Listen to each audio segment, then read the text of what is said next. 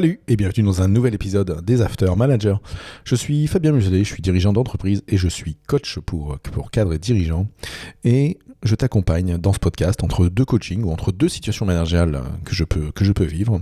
Je t'accompagne à devenir un leader plus inspirant, plus efficace et surtout maîtrisant une gestion d'équipe plus axée sur l'humain. Aujourd'hui, je voulais te parler de mes apprentissages de manager. Il faut toujours, alors je t'en parlais hier dans l'épisode qui s'appelait Journée de merde, il faut toujours être en proaction. Proaction, donc savoir aller de l'avant, savoir analyser ce qui a été, ce qui n'a pas été, pour pouvoir en tirer des leçons et avancer. Leçon de base, je dirais en management, leçon de base en production de produits, en production de tout, en service, bref, si tu n'analyses pas ce que tu as fait ou ce que tu pourrais faire de mieux, globalement tu stagnes et tu n'avances pas. Moi je voulais revenir sur mes apprentissages aujourd'hui de manager, sur ce que j'ai pu traverser ces dernières années, ces 20 dernières années, 22 ans que je bosse, et plus naturellement depuis je dirais 2009, où je suis beaucoup plus axé sur le management que sur la production. Des apprentissages, il y en a beaucoup. Le premier apprentissage qui me viendrait en tête, je vais t'en donner les trois apprentissages majeurs. Le premier apprentissage que j'ai le plus pris en compte, c'est qu'en tant que manager, tu dois plus écouter que de te faire écouter. Écouter plus que de te faire écouter. Voilà, ça c'est le premier enseignement, le premier apprentissage que j'ai eu. En fait, si tu es un manager qui va aller vers les autres pour passer tes idées, passer tes opinions, passer tes ordres, tes instructions, porter le sens de l'entreprise, etc., etc. Alors, il y a des choses qui sont à faire. Il y a un truc que tu rates, c'est tous les signaux qui viennent de ton équipe ou des individus que tu peux accompagner.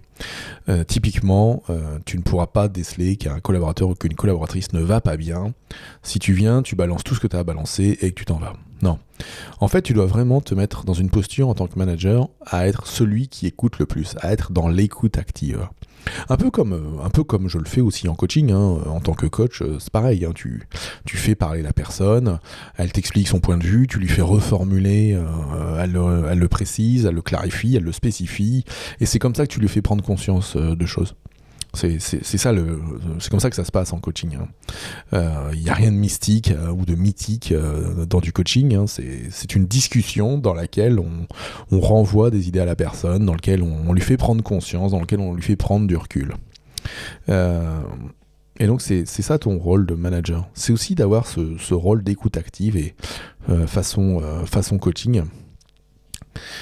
Pour aider et capter tous ces signaux. Capter tous ces signaux de ce qui va pas dans l'entreprise, capter ces signaux de la personne, comment elle se sent, comment elle va.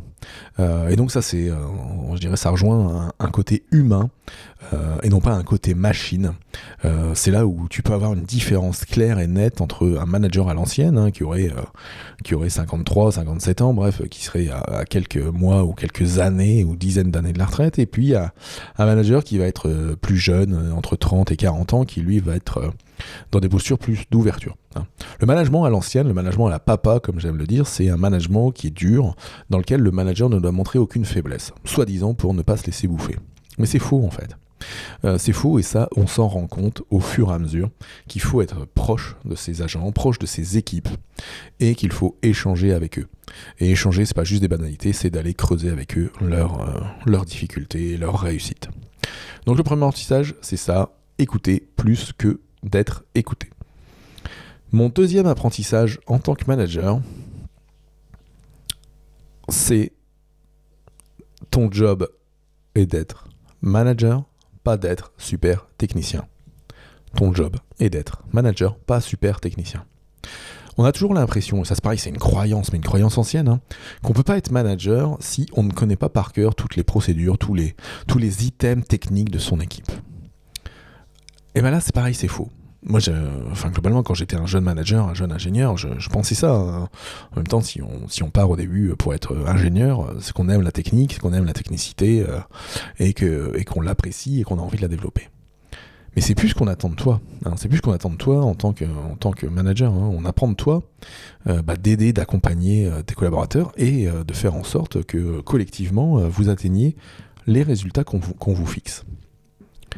Donc ton job, là, à ce moment-là, il est plus d'être sur la compétence technique, alors même s'il y a des choses à savoir. Je ne le nie pas. Par contre, tu dois savoir, je dirais, le 20% d'éléments qui vont t'amener le 80% de résultats. 20% d'éléments qui t'amèneront le 80% de résultats. Et parce que les 80% du temps sur lequel tu devras passer, les 80% de techniques dont tu as besoin, c'est des techniques de management, des techniques de gestion, des techniques de psy, des techniques d'écoute, des techniques parfois de juge, d'avocat, de procureur, de policier, bref, on fait plein de métiers quand on est manager. Et donc voilà, dans ta boîte à malice de manager, c'est 80% d'outils de management et seulement 20% d'outils et de connaissances techniques. Si tu fais l'inverse, tu seras certes reconnu en tant que manager, le manager vers qui on peut aller s'appuyer dès lors qu'on a un problème technique. Mais en fait, t'es pas un manager, t'es un expert à ce moment-là. Donc sors-toi de là. Sors-toi du côté expert, deviens le manager, l'expert du management, donc prends en charge ces outils. J'ai fait ces erreurs, je les fais plus. Et en fait, il faut savoir qu'en tant que manager, ton rôle, c'est de savoir t'entourer des experts, t'entourer des gens qui vont faire. Donc c'est eux qui doivent avoir la connaissance technique, et toi, tu vas avoir la connaissance de comment les aider, les accompagner, et de surtout comment décider quand ils viennent te voir. Donc ça, c'est le deuxième élément, mon deuxième apprentissage. Pour aujourd'hui, je te dirais que mon troisième apprentissage fort, c'est tu dois mieux savoir gérer le temps de tes collaborateurs que le tien. Tu dois mieux savoir gérer le temps et les actions de tes collaborateurs que le tien. Ça rejoint un épisode que j'ai fait dans lequel je t'ai parlé la semaine dernière d'ailleurs, qui s'appelait « Gérer les tâches de tes collaborateurs ». En fait, ton rôle de manager, ça va être de gérer la charge de travail de ton service pour répondre aux besoins du client et autres. Tes collaborateurs, ils vont être dans le feu de l'action chaque jour. Ils vont être dans la mêlée, ils vont être sur le terrain. Si on fait des analogies au sport, telles que ça peut plaire à mon collègue directeur dans la boîte où je suis, les joueurs, ce sont tes agents. Toi, ton rôle, c'est le rôle de coach, c'est le rôle de sélectionneur, c'est le rôle de soigneur, c'est le rôle de kiné, bref, toi, ton rôle, il n'est pas d'être dans la mêlée. Si tu es dans la mêlée, c'est que tu es sur le terrain, et si tu es sur le terrain, tu sais pas prendre du recul. Donc pour ça, tu dois sortir, prendre de la hauteur, et du coup quelle est la charge de travail de mes agents, de mes collaborateurs, sur quoi est-ce qu'ils doivent travailler, sur quoi est-ce qu'on doit rendre les choses, et surtout du coup d'être là à gérer leurs tâches, à gérer leur temps, savoir leur faire les rappels au bon endroit, au bon moment. Ok, alors selon la typologie, si tu as dans ton service que des cadres, forcément au bout d'un moment d'un agent de maîtrise ou d'un cadre, on attend beaucoup d'autonomie, on attend aussi la proaction, comme je l'ai dit hier dans l'épisode Journée de merde. Mais malheureusement, je dirais, il y a quand même un côté où ta responsabilité, c'est que l'entreprise ou ton service tourne.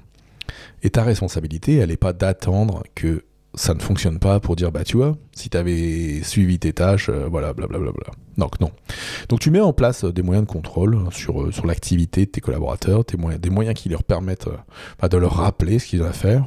Typiquement, moi, ma trame de revue hebdo, de points hebdo d'équipe que j'utilise chaque semaine, elle permet ça aussi, elle permet de remettre les priorités au-dessus de la liste, pour éviter que quand tes managers sont dans la mêlée, ce soit compliqué pour eux. C'est indéniable. Si tu les laisses dans la mêlée, ça ne marchera pas. Ça ne marchera pas. D'ailleurs, si tu veux récupérer ma trame de points d'équipe, il y a déjà des gens qui me l'ont demandé, pour du coup avoir ma trame de points d'équipe, celle qui me permet de préparer en moins de 15 minutes des points d'équipe hebdomadaires qui vont être dynamiques et sans oublier quoi que ce soit, tu vas sur fabien.coach/.hebdo tout simplement, et puis tu arriveras directement sur une page où tu pourras t'inscrire pour récupérer ma trame. Tu l'auras en version Word et en version PDF, comme ça tu peux l'utiliser comme tu le souhaites. Donc fabien.coach/.hebdo en toutes lettres, POINTHEBDO, et tu pourras récupérer cette trame. Voilà pour mes 3 apprentissages de manager tels que je voulais te présenter aujourd'hui. D'ailleurs, je serais curieux de savoir, toi, quels sont tes apprentissages après quelques années ou quelques mois de management. Donc, tu peux, dans les notes de l'épisode, venir en discuter avec moi et ce sera avec un grand plaisir. Je te souhaite une bonne journée et je te dis à très vite. Ciao, ciao.